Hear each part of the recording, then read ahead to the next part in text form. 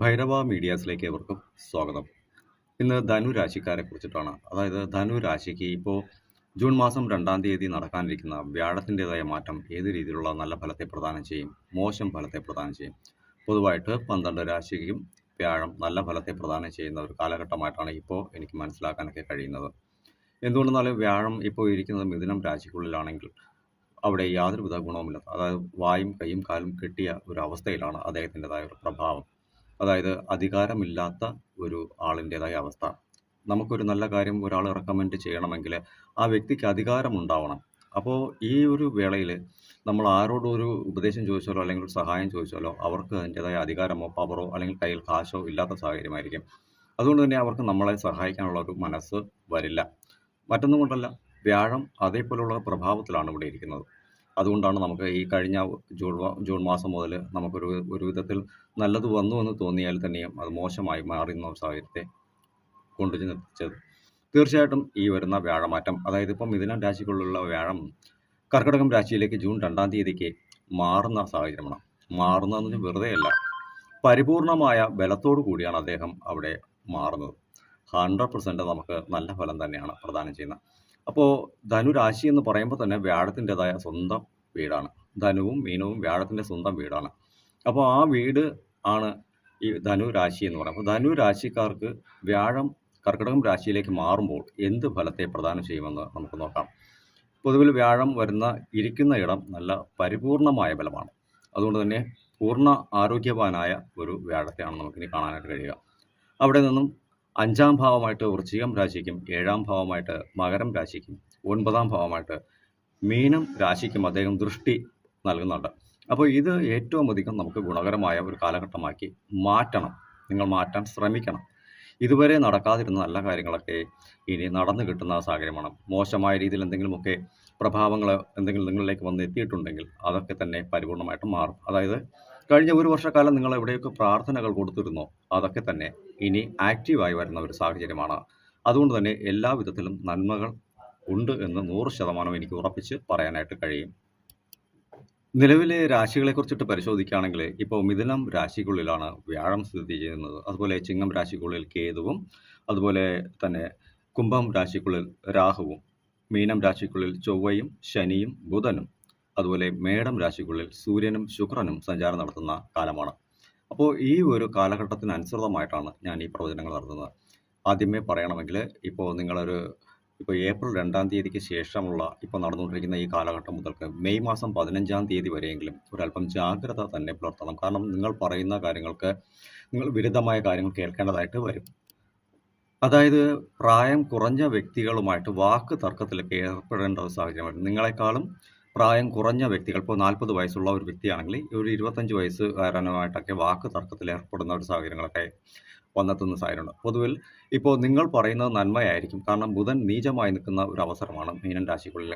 അപ്പോൾ നിങ്ങൾ പറയുന്നത് നല്ല കാര്യമാണെങ്കിൽ പോലും അത് കേൾക്കില്ല. ഇതിൽ എടുത്തു പറയേണ്ടത്, ഇപ്പോൾ ആൺമക്കളൊക്കെ ഉള്ള വ്യക്തികളാണെങ്കിൽ മക്കൾ നിങ്ങളെ എതിർത്ത് സംസാരിക്കുന്ന ഒരു സാഹചര്യം വരും. നിങ്ങൾ പറയുന്ന ഒരു നന്മയും അവരുടെ കാതുകളിൽ ചെന്ന് എത്തില്ല.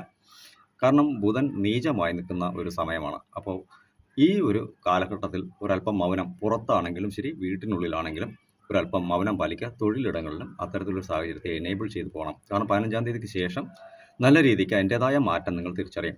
അല്ല, വേഗത കൂട്ടി നിങ്ങൾ ഇടപെട്ട് പോകാനാണെങ്കിൽ ചൊവ്വയുടേതായ വേഗത അറിയാലോ, ആക്രമകാരണമാണ് കാര്യം ഒക്കെ ചെന്ന് നിർത്തുന്ന ഗ്രഹമാണ് ചൊവ്വ എന്ന് പറയുന്നത്. തീർച്ചയായിട്ടും നമുക്ക് പൊടുന്നതിന് ദേഷ്യം വരികയും വാവിട്ട വാക്കുകളൊക്കെ ഉപയോഗിക്കുന്ന സാഹചര്യങ്ങളൊക്കെ വരും. അത് ഒഴിവാക്കാനായിട്ടാണ് ആദ്യമേ ഞാനിത് പറഞ്ഞത്. ധനു രാശിക്ക് ഇപ്പോൾ വ്യാഴം സഞ്ചാരം നടത്തുന്ന കാലഘട്ടം, അതായത് ഈ ജൂൺ 2-ാം തീയതിക്ക് ശേഷം രാശിക്ക് 2-ാം ഭാവമായിട്ടാണ് വ്യാഴത്തിൻ്റെ ദൃഷ്ടി പതിയുന്നത്. അതായത് വ്യാഴം ഇരിക്കുന്നിടത്തു നിന്നും 7-ാം ഭാവമായിട്ടുള്ള ദൃഷ്ടി നിങ്ങളുടെ രാശിക്ക് 2-ാം ഭാവമായിട്ട് വരും. അപ്പോൾ ധനം, കുടുംബം, വാക്ക്, ഇവിടെ എല്ലാ കാര്യങ്ങളും ക്ലാരിറ്റി ഉണ്ടാവും. അതായത് ധനപരമായ രീതിയിലേക്ക് ഉയർച്ച വരണമെങ്കിൽ തൊഴിൽ വേണം. തൊഴിൽ ഒരു സ്റ്റേബിൾ ആയിട്ടുള്ള പൊസിഷനിൽ പോകണം. 100% നിങ്ങൾക്ക് ആ ഒരു സമയം മുതൽക്ക് തൊഴിൽ നല്ല രീതിക്ക് തന്നെ മുന്നിലേക്ക് പോകുന്ന ഒരു സാഹചര്യം 100% ഉണ്ടായിരിക്കും. അതുകൊണ്ട് തന്നെ ധനം നിങ്ങളിലേക്ക് വന്നെത്തുന്ന സാഹചര്യം ഉണ്ടായിരിക്കും. കടം വാങ്ങിയ പണം കൊടുക്കാൻ പറ്റാതെയൊക്കെ വിലപിച്ചുകൊണ്ടിരുന്നവർക്ക് അത് കൊടുക്കാനൊക്കെ പറ്റുന്ന സാഹചര്യമാണ്. നിങ്ങൾക്ക് വീണ്ടും കടമായിട്ടൊക്കെ ആരോടെങ്കിലും ചോദിച്ചാലും കിട്ടുന്ന ഒരു സാഹചര്യം വരും. കാരണം എന്ന് വെച്ചാൽ പ്രശ്നങ്ങൾ തീരുന്ന ഒരു കാലഘട്ടമായതുകൊണ്ട് തന്നെ നിങ്ങൾക്കത് അനുകൂലമായി. ഇത് ഏത് ലഗ്നമായിട്ട് നിന്നാലും ശരി, നിങ്ങൾക്കിത് പ്രാക്ടിക്കലായിട്ട് ചിന്തിക്കുമ്പോൾ ഇത് വന്നിരിക്കും. തിയറി പ്ലസ് പ്രാക്ടിക്കൽ അല്ല എൻ്റെ കണ്ടെത്തൽ, പ്രാക്ടിക്കൽ പ്ലസ് തിയറിയാണ്. നമ്മൾ എടുക്കുന്ന എഫർട്ടുകൾക്ക് അനുസൃതമായിട്ട് നമ്മൾ നമ്മുടേതായ ക്രിയേറ്റിവിറ്റി കൊണ്ടുവരണമെന്നാണ്. അതായത് ഒന്നിനെക്കുറിച്ച് വിലപിച്ച് കരഞ്ഞുകൊണ്ടിരിക്കാതെ പുറപ്പെട്ട് അതിലേക്ക് പ്രവർത്തനങ്ങളിലേക്ക് ഇറങ്ങാനുള്ള ഒരു മനസ്സ് നമ്മളിലേക്ക് വേണം. ഇന്നതേ ചെയ്യൂ എന്നുള്ള ചിന്താഗതി മാറ്റണം. എന്തായാലും ശരി, ജോലി ചെയ്യുക. 100 രൂപ കിട്ടേണ്ടത് ചിലപ്പോൾ 50 രൂപയായിരിക്കും കിട്ടുന്നത്. ശരി, ആക്സസ് ആയി നിങ്ങൾ മുന്നിലേക്ക് ഇറങ്ങണം. അപ്പോൾ മാത്രമാണ് ഈ വിജയം നിങ്ങളിലേക്ക് പ്രാപ്തമാക്കി വരിക. കാരണം 2ാം ഭാവം എന്ന് പറയുന്നത് മകരം രാശിയാണ്. നീതിപൂർവമായ ഗ്രഹത്തിൻ്റെതായ വീടാണ്, അതായത് ശനി ഭഗവാന്റെ വീടാണ്.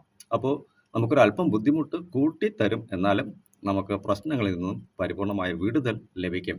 അതുകൊണ്ട് തന്നെ നിങ്ങൾക്ക് ഇതുവരെ എവിടെയെങ്കിലും ഒരു വാക്ക് കൊടുത്തിട്ട് പാലിക്കാൻ കഴിയാതെ ഇരുന്ന ഒരു സാഹചര്യമാണെങ്കിൽ 100% ആ വാക്കുകളൊക്കെ പാലിക്കാൻ കഴിയുന്ന ഒരു സമയം തന്നെയാണ് 2ാം ഭാവമായിട്ട് നിൽക്കുന്ന മകരം രാശിക്ക് വ്യാഴം 7ാം ഭാവമായിട്ട് ദൃഷ്ടി പതിയുന്നത്. അപ്പോൾ കുടുംബത്തിനുള്ളിൽ ഭാര്യ ഭർത്തൃ ബന്ധങ്ങളിലൊക്കെ നല്ലൊരു ഐക്യതയും സന്തോഷമൊക്കെ വന്നു ചേരും. മക്കൾ ഒക്കെ നല്ല അനുകൂലമായിട്ടൊക്കെ വരും. കുടുംബത്തിൽ പൊതുവെ നല്ല രീതി വന്നെത്തും. അടുത്ത ഒരു വർഷം നിങ്ങൾ വേണമെങ്കിൽ എഴുതി വെച്ചോളൂ, 100% ഇത് നിങ്ങൾക്ക് നടന്നിരിക്കും. അടുത്തതായിട്ട് വ്യാഴത്തിൻ്റെ ദൃഷ്ടി 9ാം ഭാവമായിട്ടാണ് വരുന്നത്. അപ്പോൾ 9ാം ഭാവം എന്ന് പറയുമ്പോൾ നിങ്ങളുടെ രാശിക്ക് 4ാം ഭാവം, അതും വ്യാഴത്തിൻ്റെ സ്വന്തം വീടായ മീനം രാശിയാണ്. അപ്പോൾ 4ാം ഭാവത്തെ കണക്കാക്കുന്ന സമയത്ത് അതൊരു മാതൃഭാവത്തിൻ്റെതായ ഒരു സ്ഥാനമായിട്ടാണ് കണക്കാക്കപ്പെടുന്നത്. അതുപോലെ ബന്ധുക്കൾ, സുഖം, വീട്, നമ്മൾ പുതിയ വീടൊക്കെ വയ്ക്കാൻ ആഗ്രഹിക്കുന്നു, അല്ലെങ്കിൽ ഒരെണ്ണം വിറ്റിട്ട് വേറൊന്ന് വാങ്ങാൻ ആഗ്രഹിക്കുന്നു. അപ്പോൾ ഇത്തരം കാര്യങ്ങളൊക്കെ തടസ്സപ്പെട്ട് നിൽക്കുന്ന ഒരു സമയമായിരിക്കും. അതുപോലെ ഒരു അമ്മാവനെ കുറിക്കുന്നു. അതുപോലെ ഭൂമി സംബന്ധപ്പെട്ട കാര്യങ്ങൾ, വണ്ടി വാഹനങ്ങളൊക്കെ സംബന്ധിച്ച കാര്യങ്ങളൊക്കെ തന്നെ നമുക്ക് ആ ഒരു സമയത്ത് നേടാൻ കഴിയുന്ന ഒരു സമയമാണ്. അപ്പോൾ ഭാഗ്യാധിപതിയായിട്ട് 9ാം ഭാവമായിട്ട് വ്യാഴം ദൃഷ്ടി പതിപ്പിക്കുമ്പോൾ നിങ്ങളുടെ കുടുംബത്തിൽ അഭിവൃദ്ധി ഉണ്ടാകുമെന്നുള്ളതിന് സംശയമൊന്നും വേണ്ട. ഒരല്പം ജാഗ്രതാപൂർവ്വം പോകണം. കാരണം ഈ വ്യാഴം മാറുന്നുവെങ്കിൽ തന്നെയും 3 മാസക്കാലം കൂടുമ്പോൾ വക്രഗതിയിലേക്ക് വരുന്ന ഒരു സാഹചര്യം ഉണ്ടാകും. അത് നമുക്ക് ഒരല്പം ബുദ്ധിമുട്ടുണ്ടാകും. അപ്പോൾ നേരത്തെ എന്തെങ്കിലും ഒരു കാര്യങ്ങൾ നടന്ന് പോകുന്ന ഒരു സമയമാണെങ്കിൽ വീണ്ടും അത് ഉണ്ടാകുമെന്ന ചിന്തയോടുകൂടി നമ്മൾ എടുത്തുചാട്ടം കാണിക്കരുത്. കിട്ടുന്നതിൽ ഒരു ഭാഗം ചേർത്ത് വെച്ച് അതിൻ്റെതായ രീതിക്ക് കൺട്രോളിൽ ഒരു ലെവൽ കീപ്പ് ചെയ്ത് നിങ്ങൾ മുന്നിലേക്ക് പോകണം. അല്ലെങ്കിൽ അടുത്ത 90 ദിവസം കഴിയുമ്പോൾ ബുദ്ധിമുട്ടിലേക്ക് വരികയും പിന്നെ വീണ്ടും ഈ കടത്തിന് മേൽ വലിയ കടം വാങ്ങേണ്ട സാഹചര്യവും വരും. അപ്പോൾ പ്രാക്ടിക്കലായിട്ട് ചിന്തിച്ച് ഇന്നത്തെ അവസ്ഥ നാളെ ഉണ്ടാകരുതെന്ന ചിന്തയോടുകൂടി മുന്നിലേക്ക് പോകണം. അപ്പോൾ മാത്രമാണ് ഒരു നല്ല ഫലത്തെ ഉണ്ടാക്കാനായിട്ട് കഴിയുക. ഇടതുവശം നിൽക്കുന്നവനോടും അഭിപ്രായം പറയരുത്, വലതുവശം നിൽക്കുന്നവനോടും അഭിപ്രായം പറയരുത്. നിങ്ങളുടേതായ ഒരു നാരോ പോയിന്റിലൂടെ നിങ്ങൾ സത്യസന്ധമായ രീതിക്ക് സഞ്ചരിക്കാനായിട്ട് പരിശ്രമിക്കണം. ആരുടെയെങ്കിലും കാര്യത്തിൽ ഇടപെട്ട് കഴിഞ്ഞാൽ അത് വലിയ തോതിലുള്ള പ്രശ്നവും നിങ്ങളാലല്ല മറ്റുള്ളവരാൽ നിങ്ങൾക്ക് വിന വന്നു ചേരും. അതിനുള്ള ഇട നിങ്ങൾ കൊടുക്കരുത്. അടുത്തതായിട്ട് നിങ്ങളുടെ രാശിക്ക് 8ാം ഇടം, അതായത് വ്യാഴം അവിടെ സ്ഥിതി ചെയ്യുന്ന സ്ഥാനം, വ്യാഴത്തിൻ്റെതായ ഇരിപ്പിടം നിങ്ങളുടെ രാശിക്ക് 8ാം ഭാവമായിട്ട് വരുന്നത്. അപ്പോൾ ഇവിടെയാണ് മറഞ്ഞിരിക്കുന്ന അപകടങ്ങൾ, മരണങ്ങൾ ഒക്കെ കുറിക്കുന്ന ഒരു സ്ഥാനം. 8ാം ഇടം അഷ്ടമഭാവം. ഇത് നമുക്ക് എപ്പോഴും പാതകമായിട്ടായിരിക്കും വരിക. പ്രതീക്ഷിക്കാത്ത സമയത്ത് നമുക്ക് പ്രതീക്ഷിക്കാത്ത ചില ബുദ്ധിമുട്ടുകളും ചിലവുകളും ഒക്കെ വന്നെത്തുന്ന സാഹചര്യങ്ങളുണ്ട്. അപ്പോൾ ഇവിടെ 8ാം ഭാവത്തെക്കുറിച്ച് നമുക്ക് കടബാധ്യതകൾ ധാരാളം ഉണ്ടാകും, അപവാദങ്ങൾ ധാരാളം കേൾക്കേണ്ടതായിട്ട് വരും. അതുപോലെ തന്നെ ആപത്ത് വന്നു ചേരും, ദുഃഖങ്ങളും വിനാശകരമായ ഒരു സാഹചര്യങ്ങളും മനോദുഃഖം ധാരാളം വന്നു ചേരുന്ന സാഹചര്യങ്ങളൊക്കെ ഉണ്ടായിരുന്നു. അതുകൊണ്ട് ഉപജീവനത്തിന് പോലും കഷ്ടപ്പെടുന്ന സാഹചര്യങ്ങൾ ഉണ്ടായിരുന്നു എന്നാണ് എനിക്ക് മനസ്സിലാക്കാനായിട്ട് കഴിയുന്നത്. അപ്പോൾ ഇവിടെ 8ാം ഇടം വരുന്നത് കർക്കിടകം രാശിയാണ്. കർക്കിടക രാശിയെ എപ്പോഴും സൂക്ഷിക്കണം. എന്തുകൊണ്ടെന്ന് വെച്ചാൽ അത് പൗർണമി 15 ദിവസം, അമാവാസി 15 ദിവസം. അപ്പോൾ ഈ 2 ഘട്ടങ്ങൾ ഉള്ളതുകൊണ്ട് തന്നെ ഇടയ്ക്ക് നിങ്ങൾക്ക് ഒരാഴ്ച നല്ല രീതിക്ക് മുന്നിലേക്ക് പോകാനുള്ള മാർഗത്തിൽ തന്നാൽ അടുത്ത ആഴ്ച ഡൗൺ ആയിട്ട് വരും. അതിൻ്റെ ആഴ്ച ഫുള്ള് ബ്രേക്ക് ആവും. അതിൻ്റെ അടുത്ത ആഴ്ച നമുക്ക് ഒരു സ്റ്റാർട്ടപ്പ് പോയിന്റ് കിട്ടും. അപ്പോൾ ഈ ഒരു പൊസിഷൻ എപ്പോഴും നോക്കണം. അപ്പോൾ അഷ്ടമ ഭാവത്തിലേക്ക് ഈ വ്യാഴം കടന്നു വരുന്ന വേളയിൽ നിങ്ങളുടെ പ്രശ്നങ്ങൾക്കും രോഗാവസ്ഥകൾക്കും മനോദുഃഖത്തിനും ഒക്കെ ഉണ്ടായിരുന്ന കാരകത്വങ്ങൾ പരിപൂർണമായിട്ട് നീങ്ങി പരിപൂർണമായ ഒരു വിജയം ധനുരാശിക്ക് വന്നെത്തും. അപ്പോൾ പ്രാക്ടിക്കലായിട്ട് കൂടെ നിങ്ങളൊന്ന് ചിന്തിക്കണം. ഞാൻ ഈ പറയുന്ന കണക്കുകൾ അനുസരിച്ച് ആ ഒരു കാര്യത്തെ പോസിറ്റീവായി കാണണം. ഇന്ന് വിഷു ദിനത്തിലാണ് ഞാനിത് പറയുന്നത്. അടുത്ത വിഷുവിന് മുന്നേ നിങ്ങൾക്ക് സർവ്വവിധ ഐശ്വര്യങ്ങളുണ്ട്. എല്ലാ കാര്യത്തിനും ഗ്രഹങ്ങൾ സപ്പോർട്ടാണ്. പക്ഷേ നമ്മൾ നമ്മുടേതായ രീതിക്ക് ഒരു സേവിങ്സ് ആയിട്ടുള്ള ഒരു ചിന്താഗതി വേണം. കടമുണ്ടെങ്കിലും നമ്മളൊരു സേവിങ്സ് ആയിട്ടുള്ള ഒരു ചിന്താഗതിയിലേക്ക് മാറ്റിയിടണം. പണ്ടുള്ളവരൊക്കെ തന്നെ 1 കിലോ അരിയൊക്കെ വാങ്ങിക്കഴിഞ്ഞാൽ ഒരു പിടി അരി ഈ ഉറിക്കകത്തുള്ള കലത്തിലിട്ട് വയ്ക്കുന്ന ഒരു സ്വഭാവം ഉണ്ടായിരുന്നു അമ്മമാർക്കൊക്കെ. അത് വറുതിക്കാലത്ത് അത് ഉപകാരപ്പെട്ടിട്ടും ഉണ്ട്. അപ്പോൾ അതുപോലെ ഒരു സേവിങ്സ് ഒരല്പം മാറ്റി വെക്കണം. അതൊരു പല്ലാങ്കുഴിയുടേതായ ഒരു ഗെയിമിംഗ് പ്ലാറ്റ്ഫോം തന്നെയാണ് നമ്മുടെ ജീവിതം എന്ന് പറയുന്നത്. അത് സെയിം ആണ്, അത് കറക്റ്റാണ്. അതിപ്പോൾ ആ ഒരു കാര്യം പണ്ടേ നമ്മളൊക്കെ എൻ്റെ അച്ഛനമ്മമാരൊക്കെ പറഞ്ഞു തന്നിട്ടുള്ള കാര്യമാണ്. പക്ഷേ ഇപ്പോൾ തായ് കിഴവി എന്ന് പറയുന്ന ഒരു സിനിമയിൽ സെയിം പ്രോസസ്സ് അവർ റീകണ്ടൻ്റായിട്ട് കൊണ്ടുവന്നിട്ടുള്ളത്. അതിൻ്റേതായ ഒരു തത്വത്തെ പരിപൂർണമായിട്ടും പറഞ്ഞിട്ടുണ്ട് ആ സിനിമയിൽ. 100% അത് സത്യമായ കാര്യമാണ്. അത് തന്നെയാണ് ജീവിതവും. പല്ലാങ്കുഴി തന്നെയാണ് ജീവിതവും. അപ്പോൾ മനസ്സിലാക്കണം. അതുപോലെ തന്നെ വ്യാഴത്തിൻ്റെ ദൃഷ്ടി 5ാം ഭാവമായ പൂർവ്വപുണ്യമായിട്ട് ദൃഷ്ടി പതിപ്പിക്കുന്നത് നിങ്ങളുടെ രാശിക്ക് 12ാം ഇടമാണ്. 12ാം ഇടം എന്ന് വെച്ചാൽ എന്തും ഏതും മറയ്ക്കപ്പെടുന്ന ഒരു ഇടമാണ്. അതായത് നമുക്ക് വരുന്ന നന്മകൾ ഉണ്ട് എന്ന് കരുതി ചെന്ന് ഇറങ്ങുന്ന ഇടത്ത് മറയ്ക്കപ്പെട്ട ചില രഹസ്യങ്ങളുണ്ടായിരിക്കും. അതിനാൽ അവസാന നിമിഷത്തിൽ നമുക്കും ഇന്നേരെ പഴിയൊക്കെ വന്നു ചേർന്ന് നമ്മൾ ആപത്തിൽ ചെന്ന് ചാടുന്ന ഒരു സാഹചര്യം ഉണ്ടായിരിക്കും. ബോധപൂർവം അല്ലെങ്കിൽ പോലും മറ്റുള്ളവർ നമ്മളെ ബോധപൂർവം അത്തരമൊരു സാഹചര്യത്തിലേക്ക് കൊണ്ട് നയിക്കും. അതായത് മറയ്ക്കപ്പെട്ട ചില വിഷയങ്ങളിലേക്ക് നമ്മളെ കൊണ്ട് ചെന്നെത്തിക്കുകയും പ്രശ്നത്തിൽ ചെന്ന് ചാടുന്ന സാഹചര്യങ്ങളും ധാരാളം ഉണ്ടായിരിക്കും. മിഥുന രാശിയിൽപ്പെട്ടവർക്ക് ധാരാളം അത്തരം സാഹചര്യങ്ങൾ വന്നിട്ടുണ്ടെന്നുള്ള കാര്യം മനസ്സിലാക്കാം. ഇവിടെ ആൺ പെൺ വ്യത്യാസമൊന്നുമില്ല. ഈ ഒരു പ്രാക്ടിക്കൽ തിയറിയാണ്. അപ്പോൾ അതുകൊണ്ട് തന്നെ നിങ്ങൾക്ക് ചിന്തിച്ചാൽ മനസ്സിലാവും. നിങ്ങളുടെ ജീവിതത്തിലൂടെ തന്നെ അത് മനസ്സിലാക്കാൻ കഴിയുന്ന കാര്യമാണ്. അപ്പോൾ 12ാം ഭാവം എന്നത് വ്യയഭാവമാണ്. അനാവശ്യമായ ചിലവുകൾ വന്നെത്തുന്ന ഒരു കാലഘട്ടമാണ്. അതുപോലെ തന്നെ വണ്ടി വാഹനങ്ങളാൽ അപകടങ്ങൾ, വീഴ്ചകൾ, ബാത്റൂമിലൊക്കെ ചടക്കി വീഴുക, ഏണിപ്പടിയിൽ നിന്നൊക്കെ വന്ന് വീഴുക, ഇങ്ങനെയൊക്കെയുള്ള കാര്യങ്ങളൊക്കെ പൊടുന്നനെ സംഭവിച്ച് കാല് ഉളുക്കുക, പൊടുന്നനെ അതുകൊണ്ട് പിന്നെ ജോലിക്ക് പോകാൻ പറ്റാതെ ആവുക, ചാരത്തിലൊക്കെ കയറി നിന്ന് പണി ചെയ്യുന്നവർക്ക് വന്ന് വീഴുക, ചറുകി കാലൊക്കെ മുറിയുക, ജോലിക്ക് പോകാൻ പറ്റാതെ ആവുക, ഇങ്ങനെയൊക്കെയുള്ള സാഹചര്യം 12ാം ഭാവം മറഞ്ഞിരിക്കുന്ന ചില കാര്യങ്ങളൊക്കെ ഉണ്ടാക്കി തരും. അതുകൊണ്ട് തന്നെ നമുക്ക് ദാരിദ്ര്യം, അതുപോലെ തന്നെ അല്പം തൊഴിൽപരമായ രീതിയിലൊക്കെ കുറച്ച് അല്പം യാത്രയൊക്കെ ചെയ്യേണ്ട സാഹചര്യങ്ങളൊക്കെയും കൊണ്ടുതരും. ഇത് നമുക്ക് മനോദുഃഖം അധികരിച്ച് കൊണ്ടുവരുന്ന സാധനം. 12ാം ഭാവത്തിലൂടെ നമുക്ക് പല വിധത്തിലുള്ള പ്രശ്നങ്ങളും അഭിമുഖീകരിക്കേണ്ടതായിട്ടും അത് നമുക്ക് വിനയുണ്ടാക്കിയ സാഹചര്യങ്ങൾ ധാരാളമുണ്ട്. പക്ഷേ ഇവിടെ 5ാം ഭാവമായ പൂർവ്വപുണ്യാധിപതിയായിട്ട് വ്യാഴം അവിടെ ദൃഷ്ടി പതിപ്പിക്കുമ്പോൾ 100% നിങ്ങൾക്ക് ഈ മറയ്ക്കപ്പെട്ട രഹസ്യങ്ങൾക്ക് വന്ന അപമാനങ്ങൾ, പേരുദോഷങ്ങൾ, ദുഃഖങ്ങളൊക്കെ മാറിക്കിട്ടും. നിങ്ങളല്ല അതിന് കാരണമെന്ന് തിരിച്ചറിയുന്ന ഒരു സാഹചര്യം അവിടെ ഉണ്ടാവും. 100% നിങ്ങൾക്കത് വിജയം ഉണ്ടാവുകയും ചെയ്യും. അപ്പോൾ തീർച്ചയായിട്ടും ഇനി ഞാൻ പറയുന്ന കാര്യം, വ്യാഴം 5ാം ഭാവമായി പൂർവ്വപുണ്യാധിപതി സ്ഥാനമായ വൃശ്ചികം രാശിയിലേക്ക് ദൃഷ്ടി പതിപ്പിക്കുമ്പോൾ നിങ്ങളുടെ 12ാം രാശിയാണ്. അപ്പോൾ ചിന്തിക്കേണ്ടതെന്ന് വെച്ചാൽ ഔട്ടറിലുള്ള പ്രശ്നങ്ങളൊക്കെ കഴിഞ്ഞിരിക്കുന്നു. ഇനി നിങ്ങളുടെ ഉള്ളിൻ്റെ ഉള്ളിൽ, മനസ്സിൻ്റെ ഉള്ളിൽ പുതിയ പുതിയ കാര്യങ്ങൾ ചെയ്യണം. ഞാൻ ഇന്ന രീതിക്ക് ഇറങ്ങിയാൽ എനിക്ക് നല്ല മാർഗ്ഗങ്ങളൊക്കെ ഉണ്ടാവും. ഞാൻ ഈ തൊഴിൽ മാറി ഇന്ന ഒരു തൊഴിൽ ചെയ്താൽ കൊള്ളാം, എനിക്കിതറിയാം, ഞാനത് ചെയ്യാം എന്നൊക്കെ ചിന്തകൾ ഉണ്ടെങ്കിൽ 100% നിങ്ങൾക്ക് നിങ്ങളുടെ സ്വന്തം കഴിവിനെ വിശ്വസിച്ചുകൊണ്ട് നിങ്ങൾക്ക് ധൈര്യപൂർവ്വം മുന്നിലേക്ക് ഇറങ്ങാം. അത് പരിപൂർണമായ ഒരു വിജയത്തിലേക്ക് വഴികാട്ടും. അതായത് മറ്റൊരാൾ നമുക്കൊരു ഉപദേശം തരുന്നതിനേക്കാളും നല്ലത് നമ്മുടെ ഉള്ളിൻ്റെ ഉള്ളിലെ ആ ഒരു കഴിവിനെ എനേബിൾ ചെയ്ത് കൊണ്ടുവരാനായിട്ട് ശ്രമിക്കണം. ഇപ്പോൾ കഷ്ടകാലം ഒക്കെ ആയി കിടക്കുന്ന ചില ആൾക്കാരാണ്, ചിലപ്പോൾ ഡ്രൈവിംഗ്, ഓട്ടോറിക്ഷയൊക്കെ ഓടിക്കാനൊക്കെ അറിയുന്ന വ്യക്തികളായിരിക്കാം. അപ്പോൾ അവർക്ക് അതിനുള്ള താല്പര്യമില്ലായിരിക്കും. ചിലർക്ക് 4-5 ഓട്ടോറിക്ഷയൊക്കെ ഉണ്ടായിരുന്ന വ്യക്തികളൊക്കെ ആയിരിക്കും. അപ്പോൾ ആ ഒരു സാഹചര്യത്തിൽ മറ്റൊരാൾക്കൊപ്പം കൂലിക്ക് പോകാനൊന്നും താല്പര്യപ്പെടില്ല, കഷ്ടകാലത്തിൽ അതൊക്കെ വിട്ടതിന് ശേഷം. അപ്പോൾ അങ്ങനെയുള്ള ഒരു മനോഭാവങ്ങൾ അതൊക്കെ ഉപേക്ഷിക്കണം. ജീവിതത്തിൽ നിങ്ങളുടെ കഴിവിനൊപ്പം മറ്റൊരാൾക്ക് നിൽക്കാൻ കഴിയില്ല എന്ന് മനസ്സിലാക്കണം. നിങ്ങളുടെ അറിവ്, നിങ്ങളുടെ എഫർട്ട് കൊടുക്കുന്നിടത്തൊക്കെയും നിങ്ങൾക്ക് 100% വിജയം കിട്ടും. 100% ഭൈരവനായിട്ട് സത്യം പറയണം. ഭൈരവൻ സത്യം, ഭൈരവൻ്റെ വാക്കുകൾ കള്ളത്തരമാകില്ല. ഇത് നിങ്ങൾക്ക് ഫലവത്തായി വരും.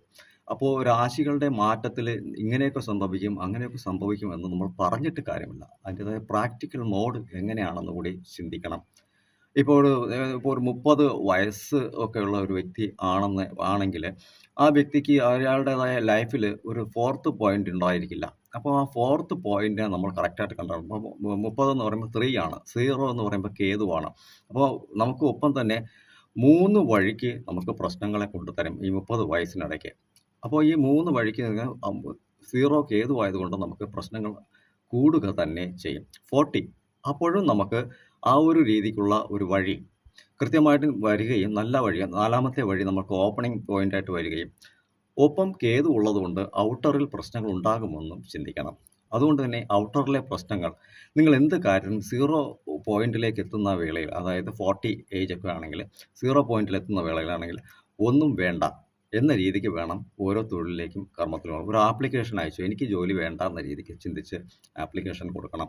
ഒരിടത്ത് ജോലി അന്വേഷിച്ച് പോകണം എനിക്ക് ജോലിയെ വേണ്ട എന്ന് മനസ്സിൽ കണ്ടെത്തിക്കൊണ്ട് പോകണം. 100% കേതു ഡീആക്ടിവേറ്റ് ആവുകയും അവിടെ കേതു നമുക്ക് തരാതെ ഇരിക്കുന്ന കാര്യം തരികയും ചെയ്യുമെന്നുള്ളതാണ് വാസ്തവം. അപ്പോൾ ഇത്തരം കാര്യങ്ങൾ മാത്രം സിമ്പിൾ കാര്യങ്ങളാണ് ഇതൊക്കെ. ഒരുപാട് കണ്ടെത്തലുകളുണ്ട്. ആയിരക്കണക്കിന് കണ്ടെത്തലുകളിൽ ഒരു നിസ്സാരമായ കണ്ടെത്തലുകളാണ് ഞാൻ നിങ്ങൾക്ക് വേണ്ടിയിട്ട് പറയുന്നത്. കള്ളത്തരങ്ങളൊന്നും തന്നെ ഇവിടെ പറയുന്ന ഒരു സാഹചര്യമില്ല. എല്ലാവരും പറയുമ്പോൾ തന്നെയാണ് ഞാനും പറയുന്നത്. കുറച്ച് വ്യത്യസ്തമായി പറയുന്നു എന്ന് മാത്രം. അപ്പോൾ അത് നിങ്ങൾക്ക് ഉപകാരമുണ്ടാവണം. ഞാനാണെങ്കിൽ പോലും എനിക്ക് ഒരു കാര്യത്തിൽ ഒരു ഉപകാരം ഉണ്ടാവണമെന്ന രീതിക്ക് തന്നെയാണ് ഞാൻ ചിന്തിക്കുന്നത്. എന്നെ തന്നെ എത്രയോ പേര് നാട്ടിൽ പരിഹസിക്കുന്നത്. സ്വന്തം നാട്ടിൽ മുറ്റത്തെ മുല്ലയ്ക്ക് മണമില്ല എന്ന് പറയുന്ന പോലെ തന്നെയാണ് എല്ലാ ഇടങ്ങളിലും. നിങ്ങളുടേതായ ഇടങ്ങളിൽ നിങ്ങൾക്ക് മതിപ്പുണ്ടാവില്ല. മറ്റൊരിടത്ത് നല്ല മതിപ്പായിരിക്കും. കാരണം നിങ്ങളുടെ കഴിവിനെ മാറ്റി നിർത്താനായിട്ട് കഴിയില്ല അവർക്ക്. അതാണ്.